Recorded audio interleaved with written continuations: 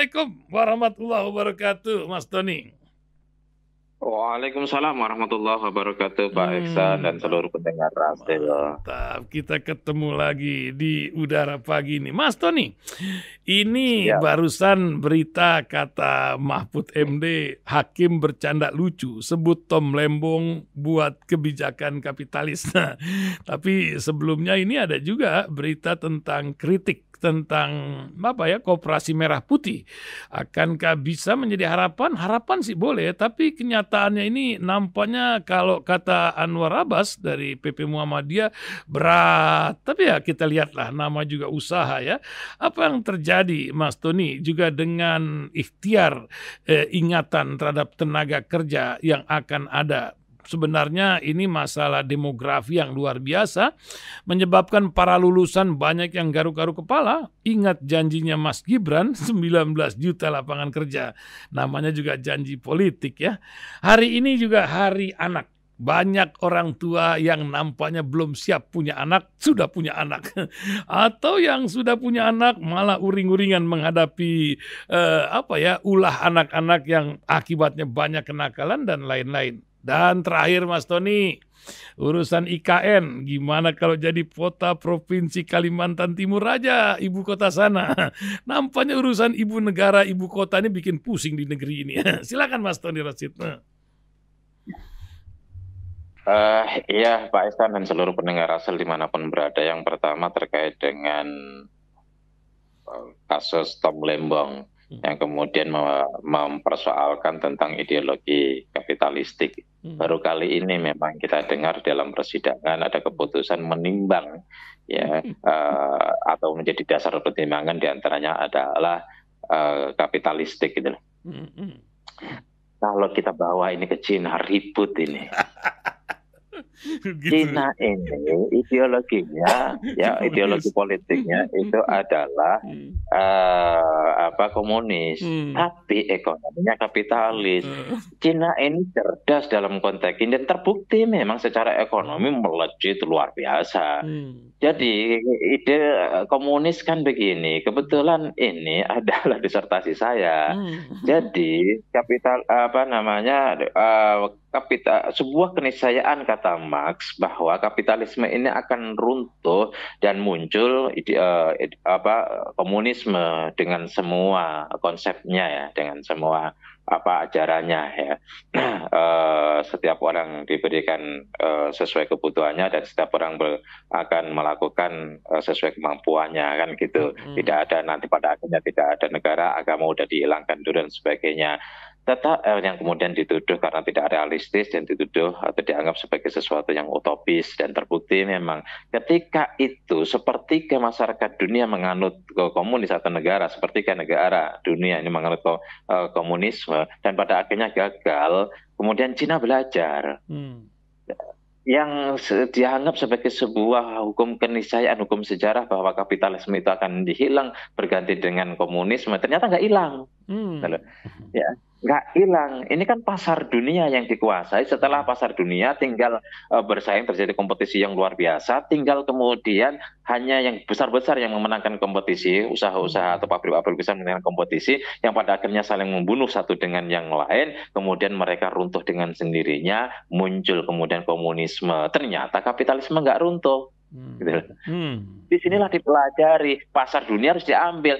Jadi kemudian Cina ya dengan ideologi komunisme menyadari realitas ekonomi dan politik seperti itu, diambil kita harus pakai cara cara kapitalis, kuasai pasar dengan subsidi dan ini sukses.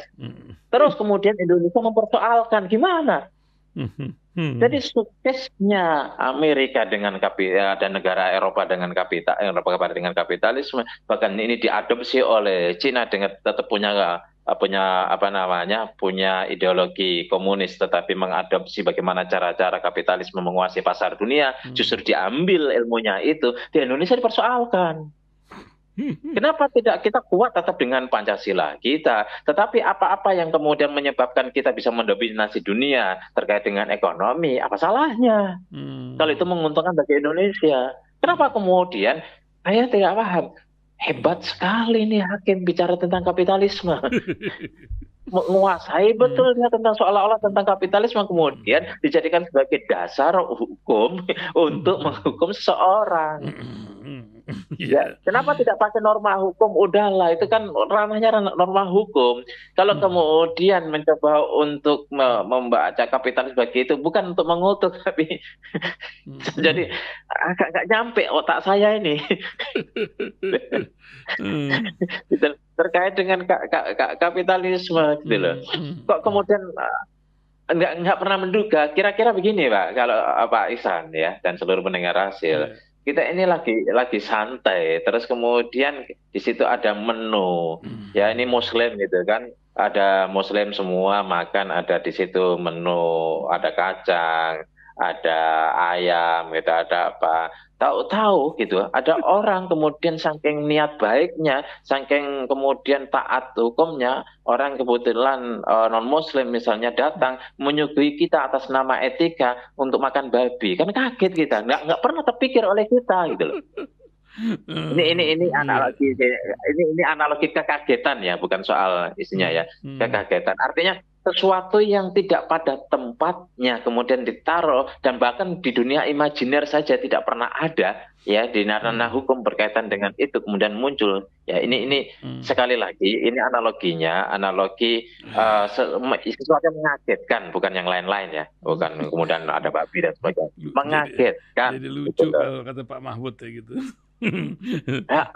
Saya sendiri kaget, saya belajar tentang komunisme dan kapitalisme cukup lama. Jadi kalau kemudian dan S1 saya hukum, saya baru kali ini mendapatkan ilmu gitu kan. Dengan keputusan terhadap Lempeng Lembong ada kaitan antara sebuah keputusan karena ada ideologi kapitalisme yang menjadi basis. Ini Anda itu kapitalis, maka Anda layak dipenjara. Kan kesimpulannya seolah-olah disederhanakan begitu. Tom Lembong, Anda kapitalis, kita Hukumnya itu punya ideologi pokoknya gitu. Pancasila, Anda kapitalis, karena kapitalis Anda itulah kemudian kapitalisme itu ada di dalam sebuah gagasan. Ya, dan kemudian saya nggak paham, saya perlu belajar sama Pak Hakim itu nanti. Ya mungkin belajar Nanti 10 dia akan SKS bikin lah sama kursus beliau. lah, jangan khawatir Mas Tony. Iya, khusus bagaimana Kursus. hubungan antara norma hukum dengan ideologi kapitalisme. Ada kan? fakultas baru Gitu. nanti, Fakultas Hukum Rimba namanya. Itu. Coba kita cari, kalau kemudian TAP MPRS dulu nomor 50 ya, apa namanya, tahun berapa itu? Itu ya, kan jelas apa di TAP MPRS-nya jelas bahwa tidak ideologi komunisme tidak boleh ada di Indonesia, berkembang di Indonesia, dan dihidupkan di Indonesia, macam-macam lah gitu kan. Kita coba cari TAP MPR barangkali ada larangan ideologi kapitalis masuk di Indonesia itu, sehingga itu menjadi norma hukum kan gitu.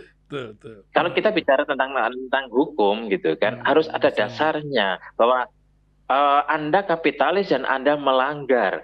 Dasar hukumnya apa pelanggaran itu? TAP MPR kah? Undang-Undang Dasar 45, Konstitusi Undang-Undang Dasar 45 kah?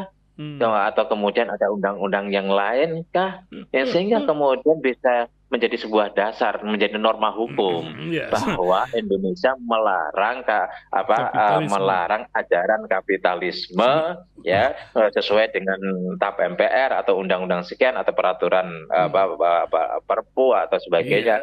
Ya, kita coba cari. Sementara itu. Pak Presiden baru warawiri ke negara-negara kapitalis, ini kan jadi sebuah pertanyaan begitu kan? Iya, ya kan negara komunis juga, karena non-blok kan. Iya, betul. Ya, non-blok itu ke sana nggak jelas, ke sini nggak jelas nantinya takutnya. Iya, lanjut Bang. Itu soal Tom Lembong. Kemudian ya kita semua akhirnya publik membaca bahwa kok Tom Lembong itu seolah-olah dengan sengaja dicari-cari. Pertanyaannya kan kenapa dicari-cari dan siapa yang mencari, kan gitu. Ya, kenapa dicari-cari? Akhirnya publik memiliki pemikiran sendiri bahwa Tom Lembong itu kemarin dukung Anies gitu kan, padahal dulu juru bicara orang yang menyiapkan pidato presiden yang lama, menjadi menteri juga ya, orang yang memang memiliki jabatan-jabatan strategis terkait dengan profesionalitas beliau, yang kemudian ketika dukung ke Anies sempat di dalam debat capres cawapres itu disinggung nama-nama Tom Lembong, padahal Tom Lembong itu tidak ada di depan, tidak ikut debat tapi disinggung gitu. Nah, itu semacam ada. Kemudian dari semua puzzle ini ya wajar lah kalau kemudian muncul opini di benak publik, kok ini ada kaitannya seperti itu, mulai orang dekat kemudian menyakitkan, ya akhirnya seperti itu. Apakah kemudian ada kaitannya? Ya namanya juga opini publik, namanya juga pikiran publik gitu kan. Ya wajar-wajar saja kalau kemudian muncul menghubungkan dan menyimpulkan hal seperti itu. Apalagi kalau kemudian tidak ada kasus yang krusial. Ya pertanyaannya, kenapa Menteri-Menteri Perdagangan sebelumnya apakah tidak melakukan hal yang sama? Apakah tidak melakukan hal yang sama? Kalau kemudian memberikan kepada swasta bukan kepada BUMN, perusahaan swasta bukan BUMN. Kalau kemudian ternyata itu dilakukan, ya hal yang sama atau malah barangkali lebih parah daripada yang dilakukan oleh Tom Lembong. Lebih parah itu begini, ya keterlibatan perusahaan swasta lebih banyak, kemudian ada selisih dananya, angkanya itu kalau kemarin itu kan 8.900 dibeli 9.000 ada Rp100. Yang ini itu yang kedua. Yang ketiga, jadi masuk ke ada oknum menteri yang kemudian mendapatkan dana itu, ya kenapa itu tidak diusut? Minimal pintu masuknya adalah bahwa ada perusahaan swasta yang diberikan dan kemudian perusahaan negeri memberi, perusahaan BUMN, pemerintah itu membeli dari situ dengan harga yang melampaui harga yang ditentukan. Ya, itu kan jadi pintu masuk. Coba kita kalau sekarang dibuka semua itu, kebuka kok gitu loh. Kenapa itu? Yang itu tidak dipersoalkan, yang ini dipersoalkan. Nah, dari sinilah kemudian publik muncul di benaknya bahwa kok ada intervensi politik, kok ada hal-hal terkait dengan politik, gitu kan. Nah, kedua pertanyaannya siapa pemainnya, akhirnya kan menelusuri kok begini. Apakah kemudian itu bisa disimpulkan bahwa Tom Lembong itu adalah sebuah korban martir dari kekalahan politik, gitu kan? Ya bisa jadi, bisa enggak. Ya biarlah publik kemudian melihat. Yang jelas publik tidak melihat Tom Lembong ini hanya ada di kasus hukum, tetapi ada kaitan dengan hal-hal yang lain. Kemudian kita bisa lihat netizen, bisa lihat di medsos bagaimana komentar-komentarnya. Bahkan Pak Mahfud MD mempertegas tidak ada mens rea di situ, tidak ada niat jahat. Sudah tidak dapat uang, tidak ada uang, tidak menguntungkan dirinya sendiri. Oh itu menguntungkan yang lain. Ya Undang-Undang Tipikor itu bisa dijerat Undang-Undang korupsi gitu loh. Tetapi ada syarat lain harus dipenuhi, yaitu mens rea, yaitu ada niat jahat. Bahwa ada betul dia niat untuk menguntungkan orang lain. Ya meskipun tidak menguntungkan dirinya sendiri, sementara dia tidak mengambil uang sedikit pun, tidak ada keuntungan secara personal dan tidak ada niatnya, tidak ada unsur mens rea, ya kenapa harus dipenjara? Maka Pak Mahfud MD mendukung untuk banding. Saya pikir banding bisa jadi itu kalau di dalam kasus seperti ini kan bisa lagi sama ditetapkan, bisa jadi lebih berat, bisa jadi lebih ringan, bisa juga kemudian dibebaskan. Ya tetapi paling tidak ini adalah sebuah perjuangan bahwa ada yang salah di sini, bukan hanya sekedar perjuangan secara personal, tapi ini adalah sebuah perjuangan demi sebuah keadilan bagi seluruh rakyat Indonesia agar tidak ada intervensi unsur-unsur lain kepada hukum. Itu ya negeri ini nampaknya ndak menang-menang baik. Macam-macam dinamika mereka menyebutnya ya. Urusan IKN belum beres. Kata Nasdem udah jadi ibu kota provinsi Kalimantan Timur aja gitu. Apa yang Mas Tony lihat nih nggak kelar-kelar urusan IKN ini Mas? Sebelumnya ada salah satu pimpinan Golkar itu kan bicara bahwa perlu sekarang kita mau evaluasi dulu untuk kelayakan ya IKN menjadi sebuah ibu kota ya dievaluasi. Artinya dievaluasi itu setelah dibangun. Iya. Bukan dievaluasi perencanaan. Yang ideal adalah mengevaluasi perencanaan. Iya. Kenapa dulu Golkar kok setuju? Hmm. Kenapa dulu kok Nasdem setuju? Itu. Ya, ini kalau kita mau mereview kembali terhadap perjalanan historis munculnya IKN ini. Jadi kalau kemudian tidak fair juga kalau ini ditimpakan hanya kepada Pak Jokowi. Itu. Kenapa partai-partai yang lain jangan cuci tangan setelah Pak Prabowo misalnya sepertinya ya melihat tidak ada cukup dana ya untuk pindah ke sana, kemudian juga belum mendesak dan belum dianggap sebagai memiliki nilai strategis betul, yang kemudian nampaknya rencana tahun kemarin mau pindah ke sana nggak jadi, ya tahun 2024, ini sudah tahun 2025 malah upacara di sini semakin menjauh dari rencana untuk pindah ke sana. Tahun 2028 belum ada gambaran akan pindah ke sana. Ya, kemudian melihat situasi seperti ini, tidak ada sebuah perencanaan yang meyakinkan ya pada pemerintahan sekarang untuk pindah dalam masa 5 tahun ini atau 1 periode pindah ke sana, maka kemudian muncullah Golkar, ya memang perlu dievaluasi lagi. Perlulah kemudian, itu kan berarti Golkar tidak mungkin muncul mendadak, tidak muncul tanpa ada bacaan terhadap situasi, terutama di situasi kebijakan pemerintah sekarang. Nampaknya pemerintah sekarang tidak akan ke sana karena berbagai faktor atau berbagai masalah. Mungkin kalau dulu pindah ke Jonggol jadi nih, kan lebih dekat sama presiden yang sekarang. Jadi ya kan. Pak Isan kan dekat dengan itu, punya sini. Masih kosong kok di Jonggol, masih banyak lokasi. Iya, apalagi ke sana ke Cariu ya. Langsung Cianjur ya, Bandung. Mantap lah gitu. Ya, mantap itu. Mudah-mudahan ada yang dengerin. Ya, tetapi kan itu dulu cerita lama. Kita masuk cerita baru bahwa sudah dibangun menghabiskan ratusan triliun dan investor juga tidak pada datang kecuali investor di Indonesia yang dalam tanda kutip ya mereka setengah dipaksa untuk membuat seperti itu. Pepesan kosong kata keceplosannya. Kalau enggak berjalan itu tagihan-tagihan pajak kan. Jadi akhirnya dari situlah kemudian seperti ada pemahaman yang sama, ini nggak akan pindah, kira-kira gitu. Ada pemahaman yang sama, minimal 5 tahun tidak akan pindah, sehingga muncul Golkar seperti itu, Nasdem seperti itu, dan nanti akan muncul partai yang lain yang kira-kira akan seirama dengan Golkar dan Nasdem. Tetapi harus kita juga ingatkan, kita senang, Anda kritis sekarang gitu loh.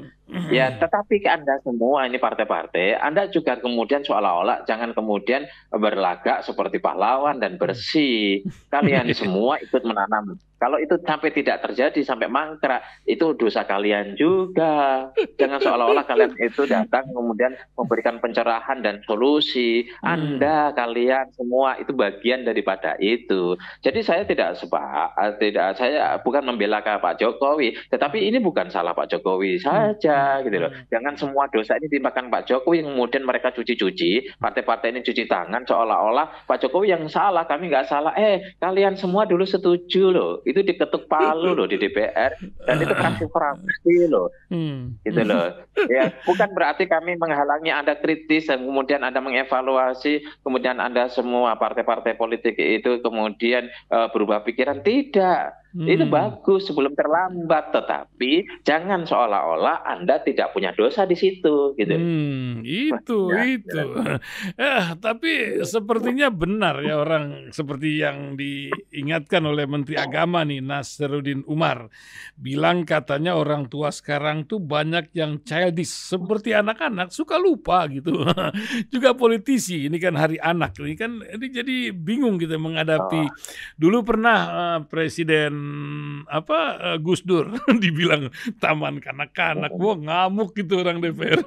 Apa yang Mas Tony lihat ini lebih-lebih karakter orang tua zaman sekarang, apalagi politisi dan kisah tentang hari anak sekarang, mungkin menjadi ingatan sebagai orang tua juga, Mas Tony. Begini Pak Ihsan ya. Jadi paling tidak ada beberapa hal yang perlu yang membuat keprihatinan terhadap terhadap kita itu ya, terkait dengan generasi masa depan. Yang pertama adalah negara ini begitu sudah banyak diamburadul oleh generasi-generasi yang kemarin-kemarin lah, hancur-hancuran dengan korupsi dan sebagainya, dengan tambang yang semaunya, terjadi kerusakan lingkungan ya, dan sebagainya. Itu kerusakan lingkungan itu yang akan diwarisi oleh anak-anak cucu kita. Ini hari anak ya, mereka nanti yang akan merasakan itu. Kemudian juga kebutuhan palsu, kalau bahasa filosofisnya itu ada kebutuhan palsu yang terus kemudian disajikan, yang sehingga diantaranya adalah kendaraan dan sebagainya yang tidak perlu, banyak keperluan yang kemudian itu nanti akan dikonsumsi polusinya oleh anak cucu kita. Kemudian juga keteladanan, kita mewariskan kepada budaya korupsi kepada anak cucu kita. Ya, maka kemudian muncul puluhan tahun ada istilah basah, ada istilah kering. Ini yang harus betul-betul dilawan, budaya seperti ini. Jadi orang tua kemudian mencarikan anak, mendorong anak, dan budaya masyarakat juga mengapresiasi terhadap orang-orang yang mendapatkan lahan basah, karena padahal lahan basah itu istilah lain daripada korupsi. Gitu ya. Indonesia itu kan lahan basah istilah lain daripada korupsi. Ya, yang namanya lahan basah itu di tempat yang banyak proyek dan proyeknya itu bisa mengambil.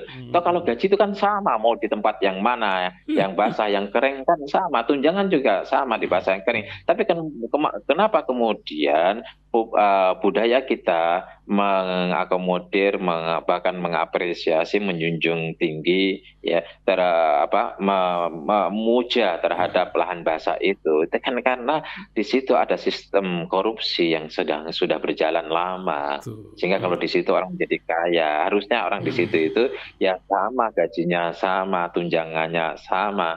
Ya, kenapa kemudian menjadi itu? Inilah yang kemudian kita pertontonkan kepada anak-anak cucu kita. Tapi yang lebih memperhatikan itu adalah narkoba. Narkoba itu adalah menjadi bagian daripada sebuah sistem yang dijaga. Saya ada judi online sama narkoba. Ada teman saya pengusaha, dia bilang ketika kita sedang bicara itu kan objek vital, katanya. Kaget saya. Ada istilah objek vital. Itu istilah teman. Ini pengusaha besar yang bicara ini.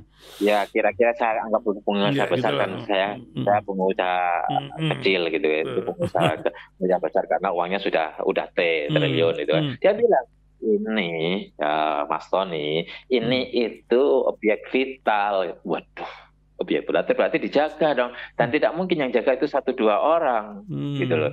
Yang jaga berarti disebabkan objek vital. Nah, itu satu hari itu dari narkoba itu 50 orang yang meninggal dunia di Indonesia ini akibat dari narkoba. Per hari 50 orang. Ya, per jam 2 berarti kita online. Siaran ini udah 2 orang meninggal akibat narkoba.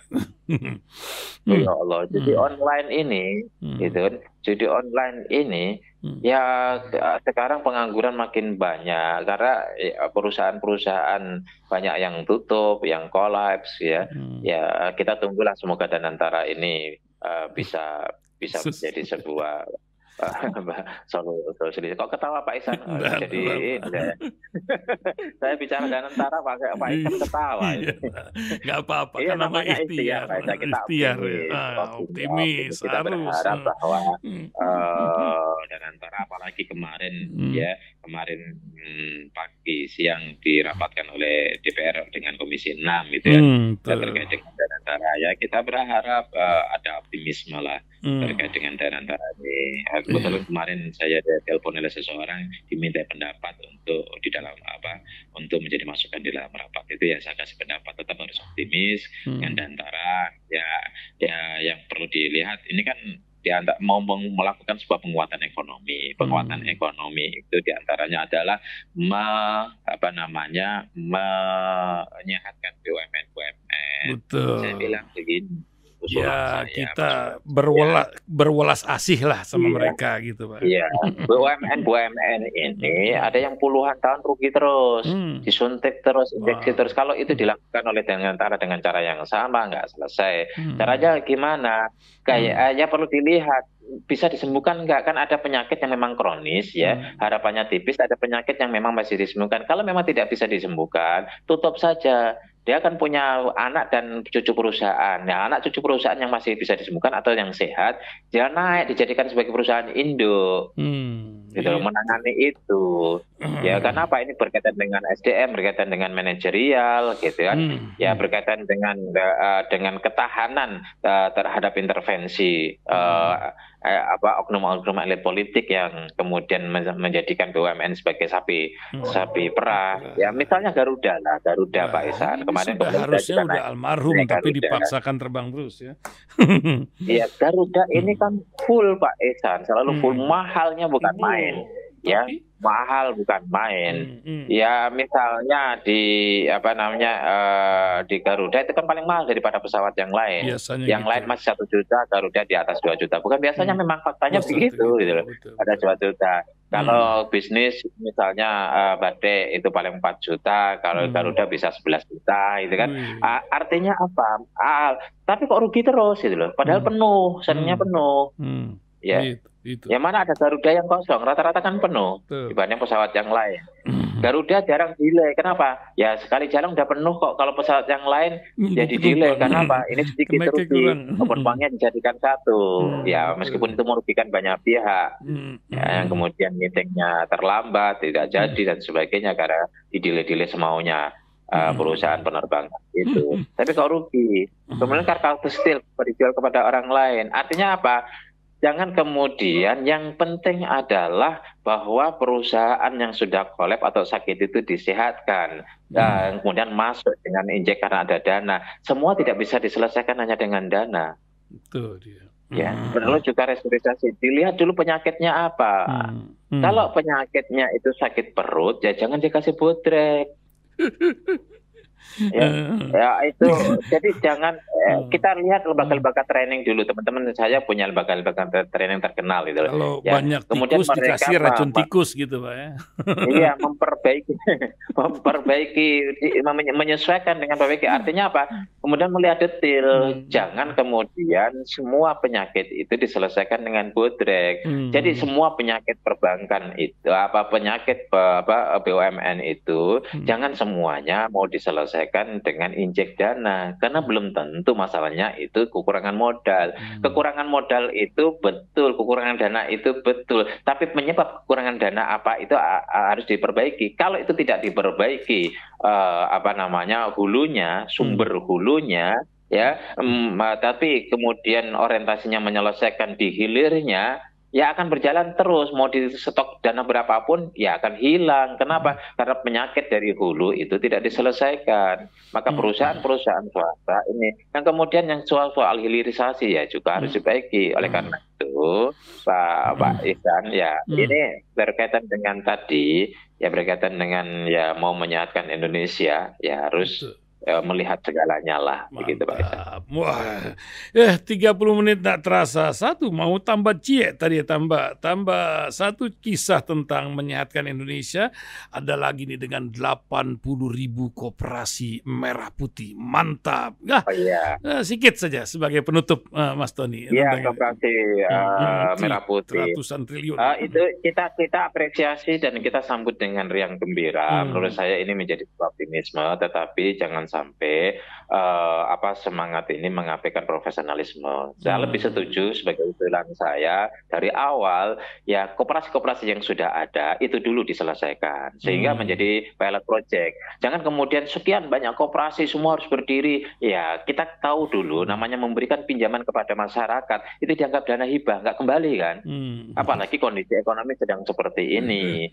Koperasi itu kan sistem ini bagus, nanti akan ada home industry, UMKM yang berjalan, masyarakat kelas bawah terjadi sebuah termotivasi untuk terjadinya sebuah pertumbuhan ekonomi. Ini uang berputar ke kampung-kampung, tidak hanya di kota, ya terjadi desentralisasi yang sampai ke tingkat desa. Ini bagus sekali.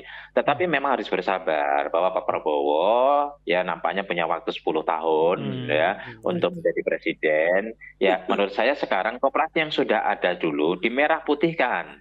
Jadi koperasi merah putih, ya sistem yang belum bagus dibagusin, belum sehat disehatkan. Ini akan menjadi sebuah pilot project. Ya nanti kalau ini sudah jadi, katakanlah biarlah berjalan 1 tahun, dikopi yang lain.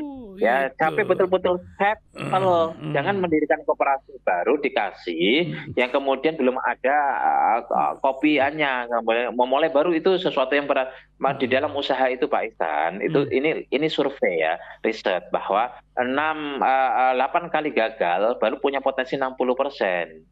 Nah, biar yang gagal-gagal ini sudah dialami oleh koperasi-koperasi yang sudah berjalan, ya tinggal kemudian pengalaman itu dikuatkan dengan dengan manajerial baru, dengan sistem baru, ditambah dengan persyaratan untuk SDM yang baru, untuk SDM-nya, terus kemudian dikasih modal. Dan modal ini juga bisa bertahap. Jangan kemudian 2M ini kasih, jangan juga. Sesuai dengan kebutuhan dulu. Kebutuhan sekarang berapa? Udah settle ditambah, sampai betul-betul kemudian diinjek 2M. Nah ini kalau kemudian kita punya 100 misalnya, atau 1000 koperasi merah putih yang settle, yang betul-betul karena sudah jalan, mereka tinggal penguatan, tinggal mengembangkan, dikopi oleh yang lain. Dan pertama ngopinya apa? Yang namanya pilot Pak, itu dia bawa pesawat yang kecil itu, ya dituntun oleh pesawat yang depan. Itu koperasi yang ada itu yang baru berdiri bekerja sama dengan koperasi yang sudah settle di satu kabupaten atau satu provinsi, sehingga ketolong. Dan banyak kemudian kita tahu bahwa perbankan itu ya, dia naruh uangnya itu kerjasama dengan perbankan, bank-bank yang sudah settle, sehingga meminimalisir sebuah risiko. Begitu juga bahkan ada bank, saya nggak perlu sebutkan banknya, bank ini ya dia tidak punya main bisnis, tidak punya bisnis. Jadi dana nasabah dipakai, dia taruh sukuk, ya dia ngambil selisih bunganya. Nggak resiko untuk, wah enak banget kalau gitu. Itu pelanggaran sebenarnya. Itu saya ingat jadi bank desa di Bali itu kan, yang katanya bunganya 3%. Akhirnya rakyat di kampung pada ngambil, dikasih yang lain 5%. Wah, jadi rentenir massal gitu dikasih kan. yang lain. Ada bank 3% untuk 1 tahun depositonya, deposito dari 1 tahun gitu kan. Kemudian ditaruh dibelikan SBI aja lah, gitu, surat berharga itu. 7% misalnya, udah untung Pak Ihsan. Ya, pinter belum Mas lagi Tony. diambil administrasinya. Ini didengar sama pengurus koperasinya nih Mas Tony. Saya setuju intinya bahwa koperasi yang sudah ada ya dibenahi, disehatkan, dikuatkan, dikembangkan ya dengan pendanaan bertahap, tidak langsung, sesuai dengan kebutuhan, sampai betul-betul ada 100, 200, 1000 koperasi. Jadikan itu sebagai sebagai pilot project, yang kemudian nanti koperasi-koperasi ini coba membantu koperasi-koperasi yang lain. Jadi ini jangan dikasih sebagai project, tetapi memang secara bertahap untuk menguatkan ekonomi pedesaan, sehingga ini akan menjadi sebuah penguatan ekonomi nasional. Mantap. Ya, terima kasih Mas Tony. 34 menit kita berbincang, mudah-mudahan membawa pencerahan untuk pendengar. Kami tunggu tulisan-tulisan Mas Tony berikutnya, insya Allah. Terima kasih. Assalamualaikum warahmatullahi wabarakatuh.